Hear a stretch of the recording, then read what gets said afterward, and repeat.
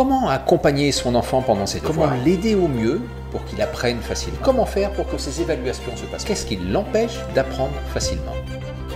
Si vous vous posez régulièrement ces questions, si vous cherchez des pistes pour mieux le ou la comprendre et mieux l'aider, alors ce podcast est fait pour vous. Laissons maintenant la parole à Patrick Courtois, facilitant Davis en correction de la dyslexie et présentateur du programme pour les parents Pourquoi Tyrannosaure mais pas si.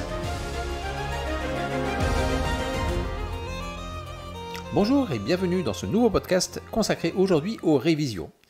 Comment faire au mieux pour réviser ses leçons? Comment guider votre enfant pour qu'il profite au mieux de ce temps de réactivation du savoir et qu'il ait de meilleurs résultats et surtout une plus grande confiance en lui?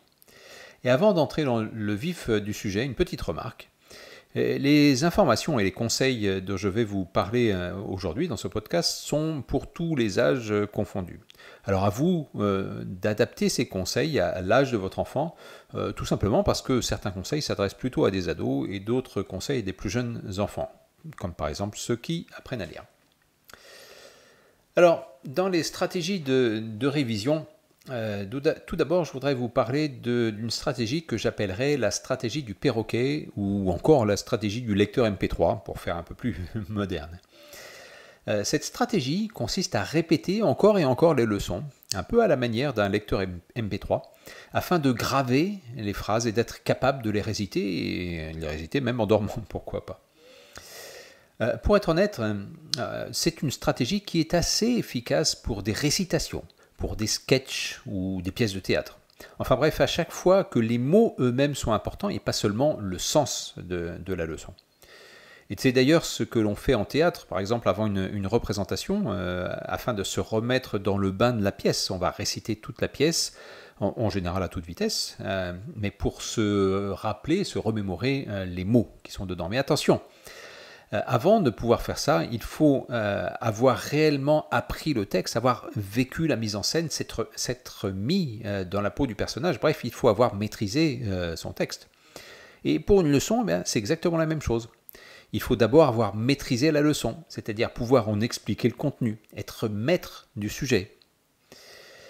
Mais si l'enfant ne fait que répéter sans comprendre, alors cette stratégie est vouée à l'échec. C'est pour ça que je parle de stratégie du perroquet ou du lecteur MP3, parce que le perroquet, peut-être en tout cas le lecteur MP3, ne comprend pas ce qu'il lit. Et c'est voué à l'échec simplement parce que la signification de la leçon, le sens qu'elle a, ce qu'elle veut dire, cette signification n'est pas acquise. Et les phrases ne font peut-être pas suffisamment l'écho dans l'imagination de l'enfant, ou peut-être pas d'écho du tout. Alors, peut-être que l'enfant aura un résultat correct à son évaluation, parce qu'il saura répéter les phrases, mais en aucun cas, il ne risque de conserver cette leçon et il faudra un jour ou l'autre recommencer. Alors, tant que nous sommes dans les stratégies inefficaces, passons directement à la stratégie des fiches de révision, parce que c'est ici un peu les mêmes difficultés que pour la stratégie du perroquet. Et pourquoi ça? Parce que d'une part, si c'est une tierce personne qui fait la fiche, si c'est maman ou papa qui fait la fiche pour son enfant, ou encore que c'est une fiche toute préparée qu'on trouve dans un magazine, dans un livre d'aide scolaire ou autre, alors ce n'est pas l'enfant qui apprend, mais c'est la personne qui fait la fiche. Et d'autre part, il n'y a pas vraiment une grande différence entre lire une fiche et répéter une leçon par cœur, comme dans la stratégie du perroquet ou du lecteur MP3. En fait, ce n'est qu'une question de canal d'entrée, un canal auditif par le son ou un canal visuel par la vue de la fiche. Parce qu'en fait, ce qui manque dans chacun de ces cas, c'est d'être actif, de faire soi-même. Alors entendez-moi bien, je ne dis pas qu'il ne faut pas faire des fiches ou qu'il ne faut pas répéter oralement sa leçon. Mais je dis que s'il n'y a que ça, ça ne fonctionne pas. Il y a l'art et la manière de le faire. Et la raison, c'est tout simplement que pour apprendre, il faut faire soi-même.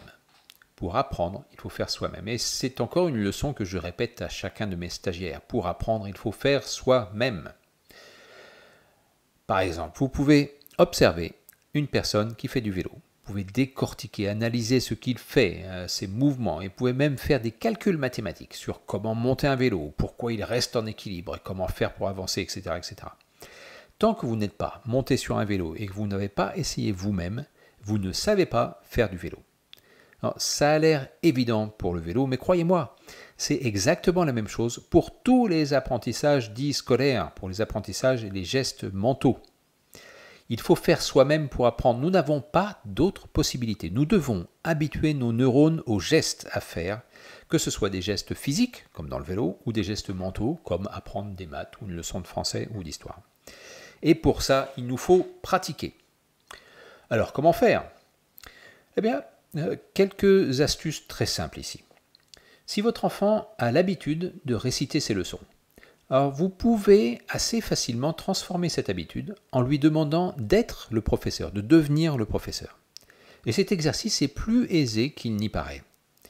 Il vous suffit, en fait, pour ça, de jouer une position que j'aime bien, c'est la position du candide ou du naïf.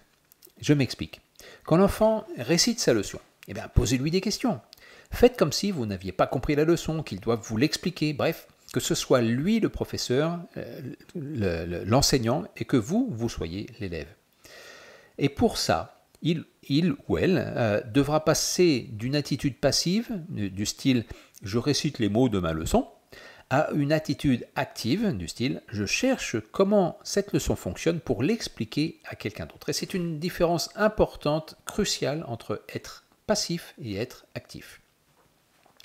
Et comme votre attitude est bienveillante et que les questions que vous allez lui poser sont orientées vers comprendre la leçon en question, il ou elle sera stimulé pour aller chercher les détails pour trouver le fonctionnement de ce qu'il doit apprendre. Et en plus, il sera fier de pouvoir vous enseigner quelque chose que vous ne connaissez pas. Entre guillemets, vous ne connaissez pas, bien sûr.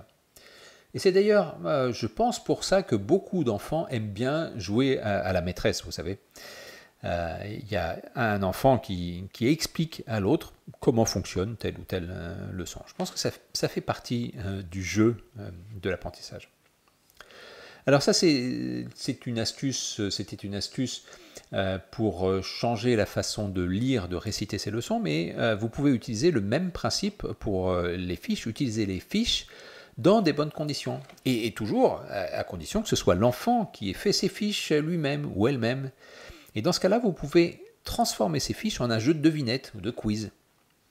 Par exemple, mettez d'un côté d'une fiche une question ou un sujet sur une des faces de la fiche et la réponse sur la face cachée. Et puis vous jouez avec la règle qui vous convient en fait. Ça peut être simplement de retourner une fiche, de prendre une fiche, de poser la question et puis de chercher, pourquoi pas chercher ensemble, la réponse. Il faut juste pour ça que l'enfant ait un temps de recherche pendant lequel il doit se poser la question, se creuser les méninges pour tenter de trouver la réponse. Et deux possibilités. Soit il trouve la réponse, soit il est capable d'expliquer la leçon, de trouver la réponse à la question. Et c'est parfait, ça veut dire qu'il maîtrise cette question, il maîtrise cette réponse. Soit il ne trouve pas, et dans ce cas-là, il n'est pas dans l'angoisse de l'échec. D'abord parce que c'est un jeu, on joue, il n'y a pas d'enjeu. Et ensuite parce que la réponse se trouve de l'autre côté. Il suffit de retourner la fiche pour trouver la réponse. Mais dites-vous bien que le fait d'avoir passé un peu de temps à chercher contribue à ancrer le chemin futur, le chemin vers la réponse, vers l'automatisation de la réponse. Alors bon, il y a bien sûr beaucoup d'autres conseils pour bien réviser et ils feront l'objet d'un futur podcast ou peut-être de plusieurs futurs podcasts. Et en attendant, j'ai envie de vous partager un tout dernier conseil, même si ce conseil peut paraître pas forcément si facile que ça à mettre en œuvre. Voici ce conseil, c'est amusez-vous. Amusez-vous. Allez, amusez-vous bien et à bientôt. Vous avez aimé ce podcast ? D'autres parents et d'autres enfants auraient peut-être envie de le connaître.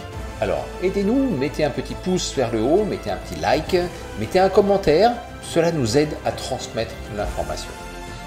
Merci de votre attention et à la semaine prochaine pour un nouveau podcast.